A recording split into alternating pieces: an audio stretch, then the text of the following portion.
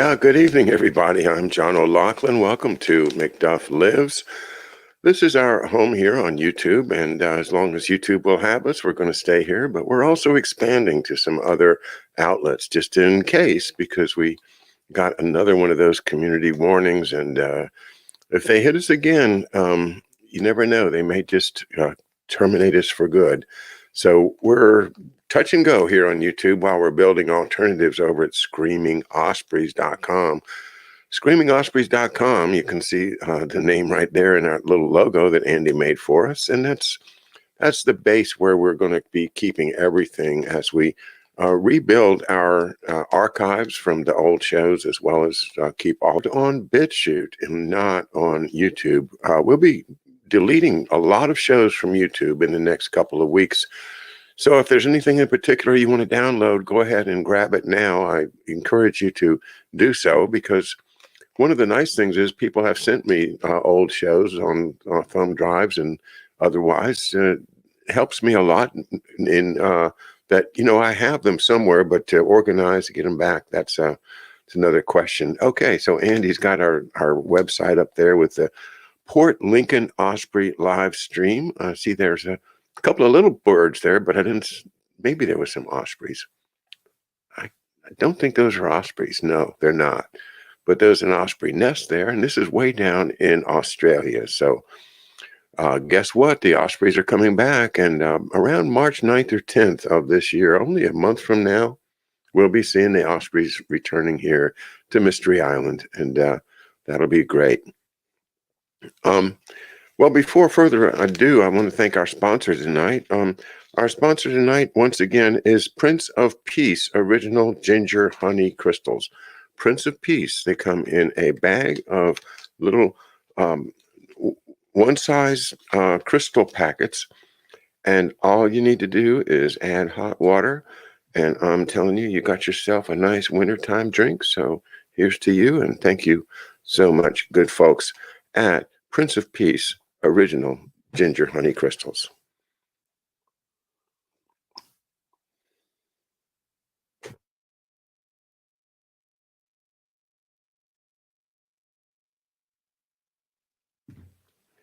And thanks for everyone that paid attention, that was with me this morning as I did a show, a little bit sticking my neck out, trying to put together some thoughts that I think I actually watched the show afterwards, because a couple of people gave me compliments on it, said, yeah, you put some stuff together there, and that feels good. It really, really does feel good. I appreciate it when, it's like we used to say in the music business, just like an old milk cow, we appreciate a warm hand. Well, sorry about that. Where's my ba-dum-bum? There. What do you think about that, Andy DeBala? I got my jingle buttons, and I'm not afraid to use them. Right? Andy doesn't want to answer. He's like playing it cool today. Well, I'm doing a special show tonight, and it's because I'm really excited about this book that has been published this week by the LaRouche organization, and it's an EIR special report called The Great Leap Backwards. LaRouche exposes the Green New Deal. Now, what I want to do is kind of just thumb through it with you. I'll see if I can share my screen. There it is. Okay, you got my screen up there. Good job, Andy. So where was I now? Okay, so I'm just going to share this screen for a minute. And you can see that this is a booklet that you can get either published hard copy or online, and the table of contents. I'm going to be reading from the introduction. The New Deal for Humanity is not green, but human, by Helga Zepp LaRouche. And I really wanted you to concentrate on the contents of this essay, because we can get bound up in who is LaRouche and the history of it and all that, but put that aside and just listen to it fresh. Like, this is somebody that really has been studying this, and I think that you're going to gain a lot from it and be able to explain things to other people that's part of the big problem, is how do we get enough of a handle on things ourselves that we can explain it to other people? Well, this booklet, I think, is a great step forward. I congratulate the LaRouchePub.com and LaRouche organization for publishing this. I will also point out some of the other articles in here. The first essay there. Here is one that I think is very crucial. It's called "The Green New Deal is the British Crown." In the footsteps of George III, Prince Charles invented. Oops, I'm not allowed to say his name. Well, you know who I just said, right? That person invented and runs the Green New Deal by Richard Freeman. And then it goes through the whole history with UNESCO and Maurice Strong. You remember that guy that was, just an ad guy that got the whole Earth Day. Remember in May when they said Earth Day? That was him. He was the genius behind that, and working directly for the Rockefellers in doing so. The next section, and you can see this is a nice long essay. This is an interesting, it's a book review of the book that I've referred to. I have here close at hand, the COVID-19, The Great Reset, a book review of that, and maybe some unexpected outcomes. But now the next one is called "The British Crown Think Tank. We intend to take away your food." The Royal Institute of International Affairs proposes to downshift humanity from high-value meat protein into predominantly plant-based diets. And this, of course, is going to reduce the carbon footprint that is caused by all of that meat on the hoof, so to speak.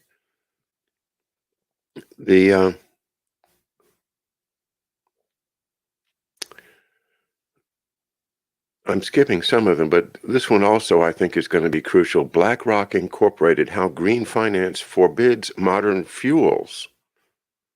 Interesting, you can't use modern fuels. You can use wind power. That's not modern fuel. Solar power, well, maybe that's modern, but it's certainly not a very highly productive fuel. But they are going to get rid of the carbon. They're going to get rid of the oil, and it's the BlackRock's march to world power, a company we all need to know much more about than what we do. From Blackstone to BlackRock. So if you remember Blackstone, well, here we go with BlackRock. Here's a caption that I'm interested in for Biden: "Only BlackRock's life matters." Well, that's a pun on Black Lives Matter, right? BlackRock's life matters for Joe Biden. And again, it's all about Glass-Steagall and trying to put back a banking system that encourages saving and investment in actual plants and materials and things that are going to increase our economic future and potential. I wanted to get to the next one, which is by, not that one.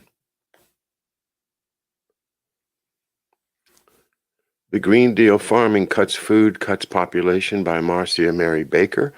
That's one I definitely want to read. Electric vehicles, but no electricity.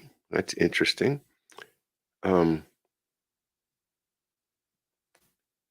Sorry, I didn't bookmark this. I thought I'd come right to it.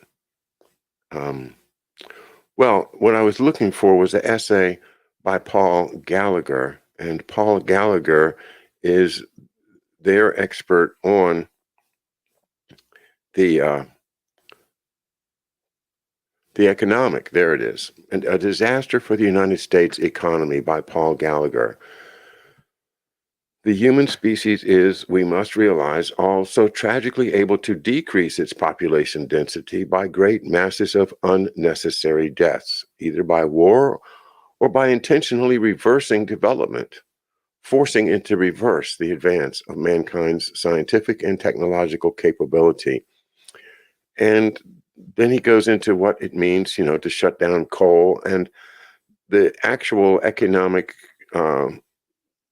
impact is going to be horrific as they shut down our coal and oil-based power systems, and also, keep nuclear off the table.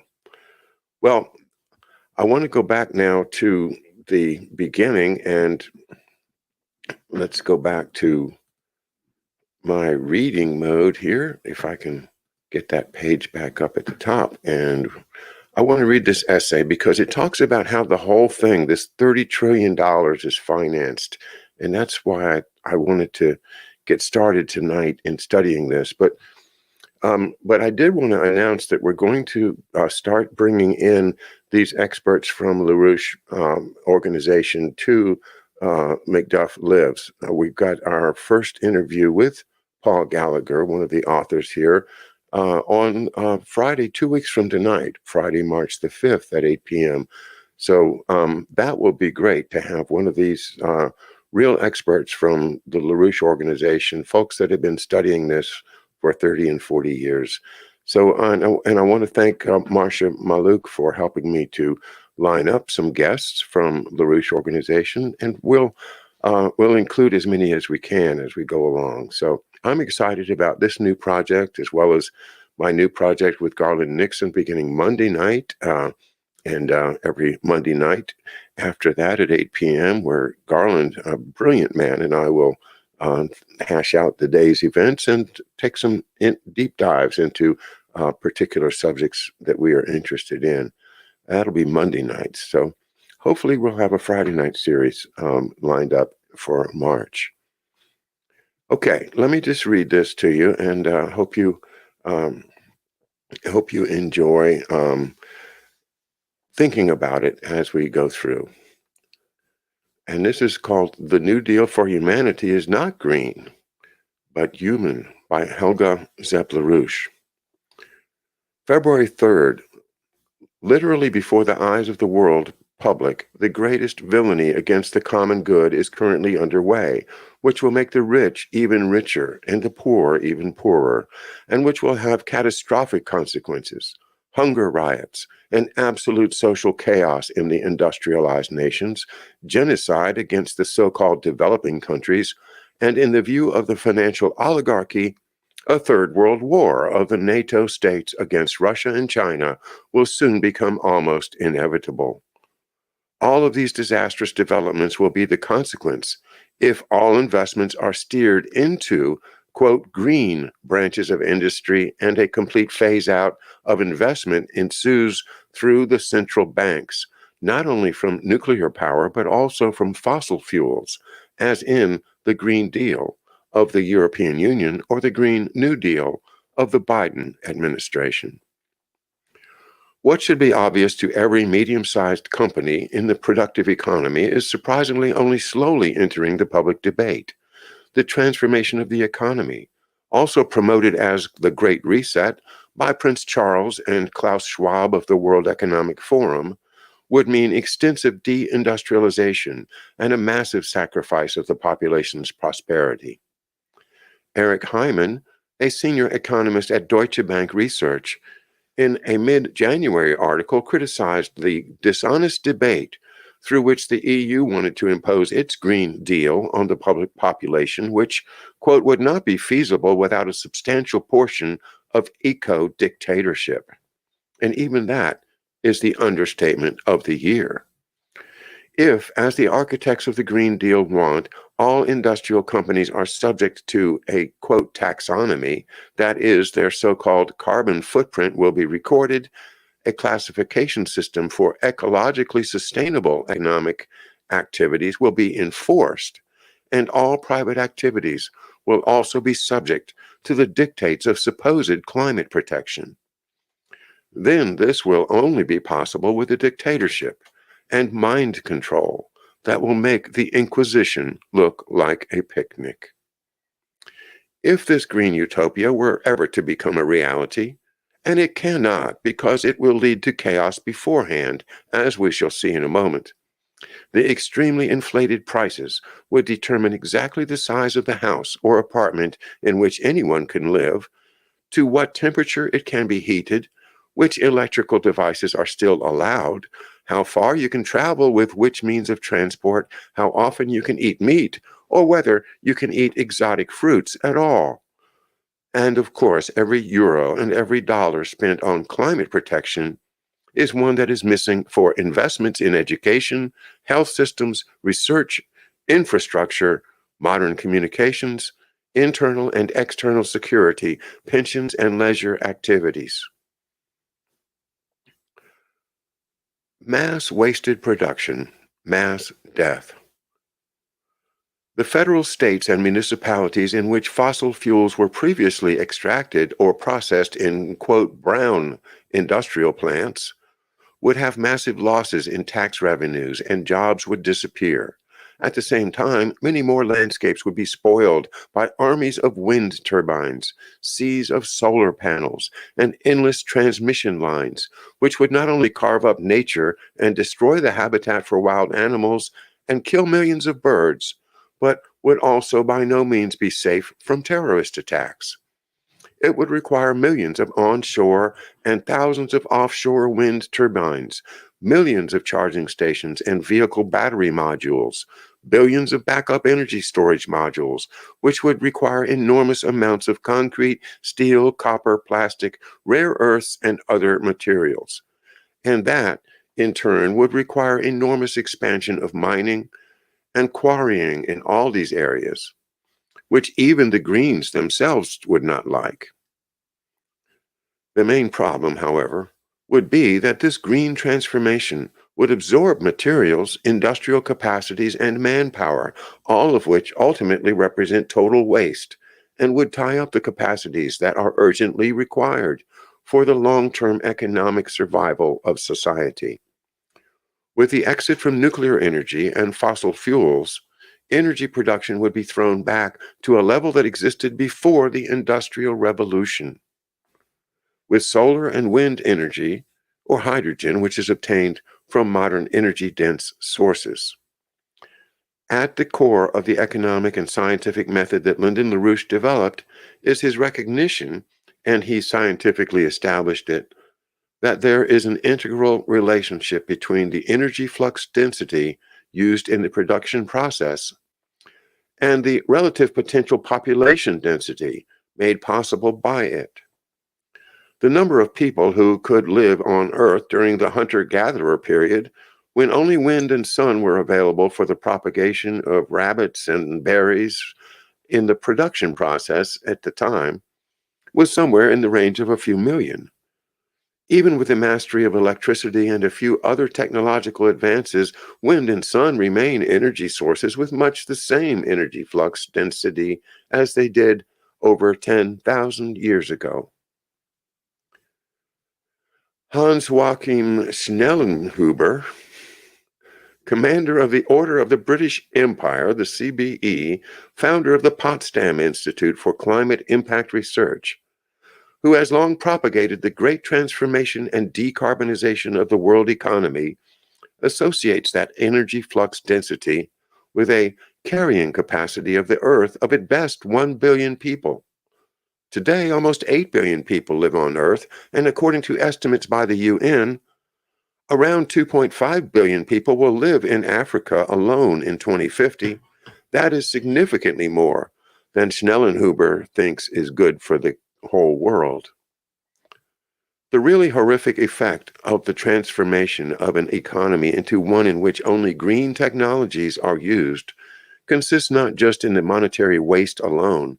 Even more seriously, the energy flux density which would then be used in the economies of the Western states would mean not only the end of these states as industrialized nations, but also the destruction of the industrial capacities necessary to overcome the underdevelopment of the so-called developing countries. In view of the already rampant COVID-19 pandemic in the countries of the global south, the mutations that have already occurred and will continually occur in the future, as well as the famine of biblical dimensions, as David Beasley of the United Nations World Food Program put it, there is a risk of mass death on an unprecedented scale. The Malthusian financial oligarchy, which, since the publication of the unscientific propaganda of the Club of Rome on the alleged limits to growth, has declared the purported overpopulation of the earth to be the main danger, then only needs to let the four horsemen of the apocalypse, war, hunger, disease, and death, run free to bring the population down to the desired level. A long-term power failure. But as already mentioned in the beginning, the green utopia will never become reality in its propagated form anyway, because one cannot get out of nuclear energy and fossil fuels in relatively highly industrialized nations, like those of the transatlantic sector, without provoking blackouts and a crash into chaos. The pan-European electricity network came dangerously close again on January 8th of this year when, triggered by a failure in Romania, a near blackout occurred that could only be bridged by additional energy supplies from other countries to stabilize the network. According to experts of the Austrian electricity supplier EVN, it was the second most serious major disruption in the European network to date, in which the third of 4 warning levels was reached, and sensitive machines had already reacted to the reduction in electrical frequency. Numerous power plants had to supply additional energy. Pumped storage hydroelectric plants and the still existing gas power plants had to be mobilized so that the safety net could be saved from blackout in a kind of fire brigade operation. But it was a close call. The current course of the financial oligarchy to push through the decarbonization of the economy by all means can only be described as a breakneck policy of the highest risk, in which the prospect of making a killing in speculation on the planned $30 trillion that will be spent on the Great Reset has swept away any concerns for the common good of society. But this policy is life-threatening for a very large number of people.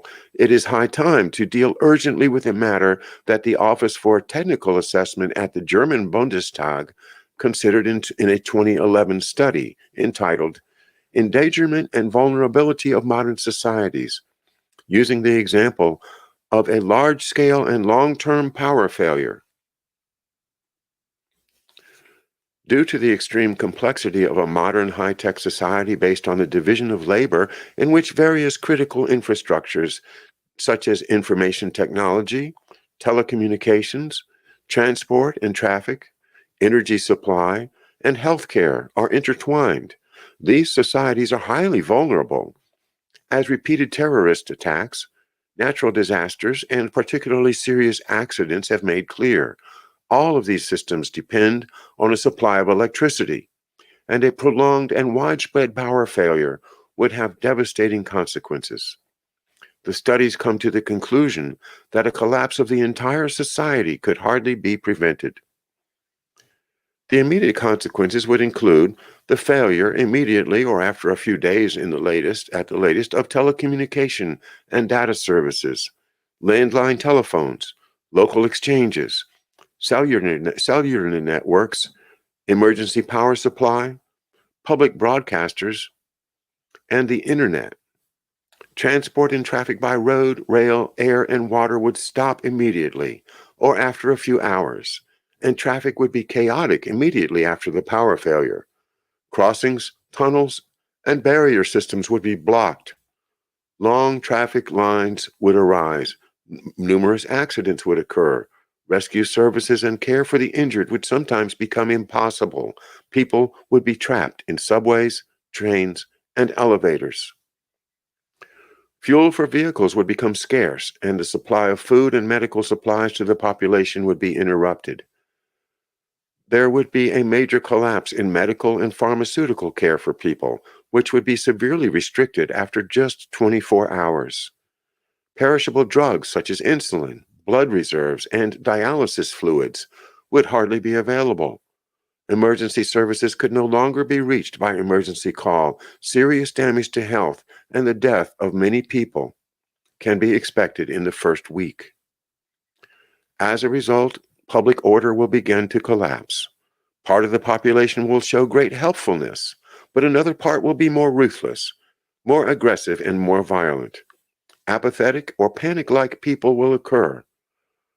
Panic-like behavior will occur. According to the TAB report, power failure, as a prime example of cascading damage effects, should therefore continue to have high priority on the agenda of those responsible in politics and society, also in order to raise awareness of this issue in business and the population. The TAB report presented should also make a contribution to this. Obviously, these responsible persons have in the past decade shown an enormous ability to do exactly the opposite and to almost completely suppress any awareness of the enormous risks of their policies. This is so with regard to the consequences, for example, of the nuclear phase-out and the now planned phase-out of fossil fuel industries in countries like Germany and soon the EU and the United States, as well as with regard to the neoliberal living on the edge for profit maximization. When President Richard Nixon destroyed the Bretton Woods system in 1971 by breaking the fixed exchange rates and uncoupling the dollar from a gold peg, it was Lyndon LaRouche who farsightedly published the forecast that a continuation of these monetarist policies would necessarily lead to a new depression, a new fascism, and the danger of a new world war. Or, on the contrary, a turn to a new, just world economic order. LaRouche thereafter carefully analyzed every additional step in the direction of further deregulation of the financial markets in favor of speculation and pointed out its consequences. Now we have reached the end of the road. Behind the attempt to impose the Green New Deal on the world is the desperate attempt of the financial oligarchy of the City of London, Wall Street, and Silicon Valley to hook the hopelessly bankrupt financial system up to life support once more by injecting an enormous sum of $30 trillion, and thereby to reap one last gigantic profit for the speculators of this world. After us, the deluge. There are, quote, super investors like Jeremy Grantham of the Boston Asset Management Company, Grantham, Mayo, Van Otterloo and Company, who, in his analyses, is convinced that human behavior is the same as that of rats. Quote, we will have a few weeks of extra money and a few weeks of putting your last desperate chips into the game, and then an even more spectacular bust. When you have reached this level of obvious super enthusiasm, the bubble has always, without exception, broken in the next few months, not a few years. How bad will it get? Like the crash of 1929, says Grantham. Another implication for this self-destruction of the West by the Green New Deal is the almost 100% probability that an implementation would lead to World War III and the extinction of humanity.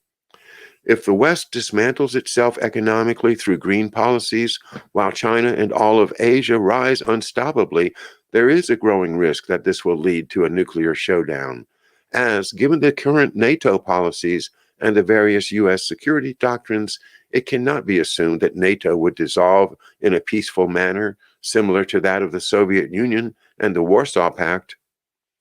Admiral Charles Richard, commander of the U.S. Strategic Command, is just one of many military men who have expressed the opinion in the monthly magazine Proceedings, published by the U.S. Naval Institute, that a nuclear war with Russia and China, or China, is more likely, and that the United States must therefore modernize its nuclear arsenal, which is already in full swing.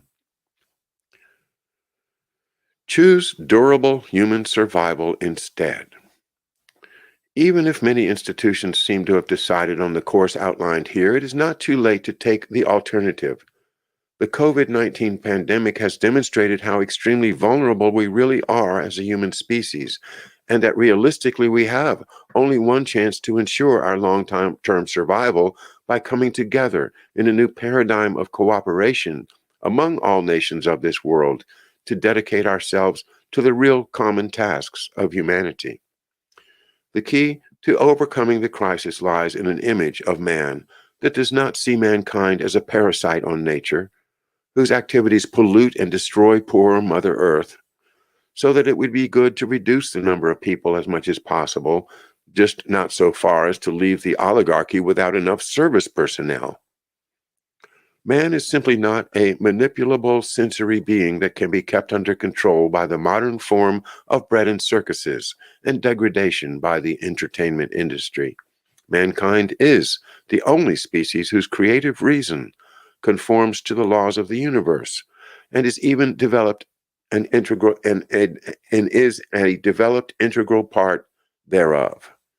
It is precisely this ability that allows humanity time and again to discover new revolutionary hypotheses about the physical laws of the universe, which are then used in the production process to define completely new platforms of the human standard of living, life expectancy, understanding of the climate change that has been taking place for millions of years, and further perspective for creating the prerequisites for future interstellar space flight through the colonization of nearer space.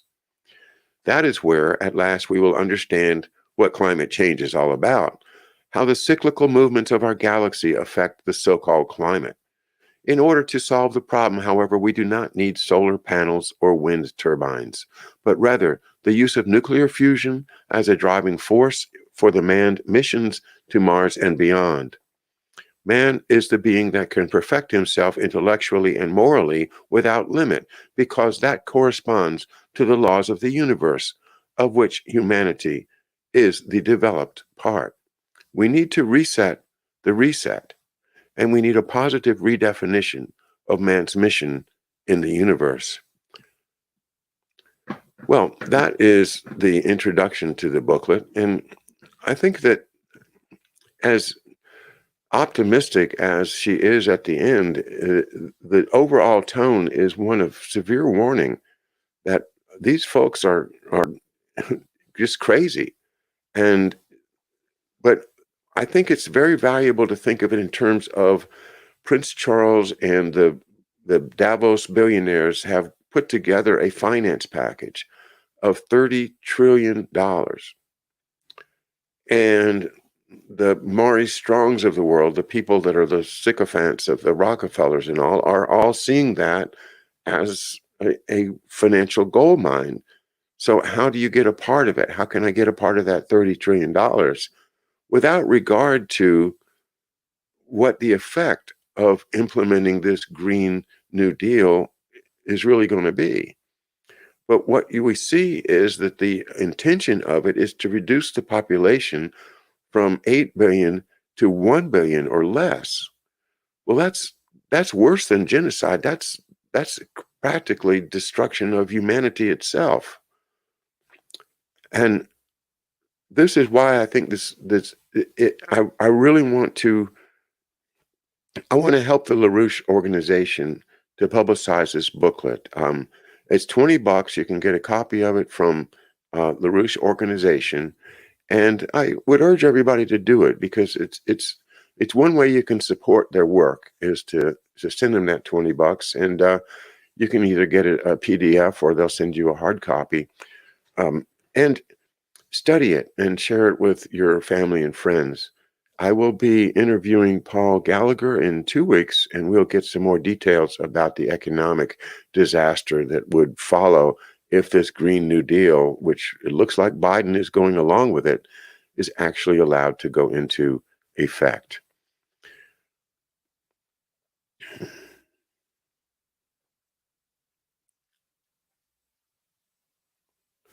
Another Jekyll Island creature. I see you. Hey, Art and Yoga, how are you? John Wilkins, Corky. Hey, Baker, thanks again for your service as a wrench. We definitely need our good moderators. Dr. B, hey John, it's off topic. Love to know if you know anything about oh God. Yes, I do know a good bit about General Leroy Manor, um, Dr. B. Yeah. If you want to ask something more specific, yeah, I could be one of the world's experts on Leroy Manor. Um, absolutely. Uh, is this the same as Build Back Better? Yeah, I think it is, Jennifer. Hey, it's good to hear from you too. How are you, Jennifer? Oh gosh, I miss seeing everybody. Now June the 6th is my 50th anniversary of my dad's death in 1971. I'll be planning something right around then, some type of a memorial weekend or service. So just to let you know that the first week of June, um, sometime around the 6th, I'll be putting something together, and I'll give you more details when I sort it out myself. Um, yeah, okay, McDuff, way to go. Thank you, Ray. Um, okay, Dr. B, I'm curious as to why you asked me about General Manor. You know, he's still alive. He lives in Florida, down by Eglin Air Force Base. Um, and you know, I tried to get in touch with him a couple of times, and he doesn't want to. I don't think he wants to talk to me, or maybe he has somebody that's a shot blocker that's not letting him get my letters. But I have tried to get him to talk to me because he knew my dad. There he is. He was the only person to come up to us at the funeral. He flew to the funeral from the Philippines, where he was associated, as you know, Dr. B, with the Nugan Bank. And but this was earlier. This was in 1971. And yes, this is one of the great mysteries that I am unfolding, and that is, you know, what was my dad's role in the Sante raid? And General Manor was the leader of that raid, but my father was, I think, the planner, and they would have a time proving me wrong, because I do believe that my dad was the guy that planned that thing, even though his name doesn't appear in the official records. I'm very excited to be traveling down to Norfolk, Virginia next week to go and visit the General MacArthur Museum, where Memorial Museum, I guess it's called the MacArthur Memorial. And I learned this couple days ago, 2 days ago, for the first time, that the USS Nashville crew had kind of adopted that place. And so there's all kinds of memorabilia from the ship, as well as one of the actual flag that flew on the USS Nashville is there. There it is, the MacArthur Memorial. So I'll be talking to them and lining up hopefully a personal visit with one of their historians or archivists to see what they've got there that might. I'm sure they got some treasures that I haven't seen.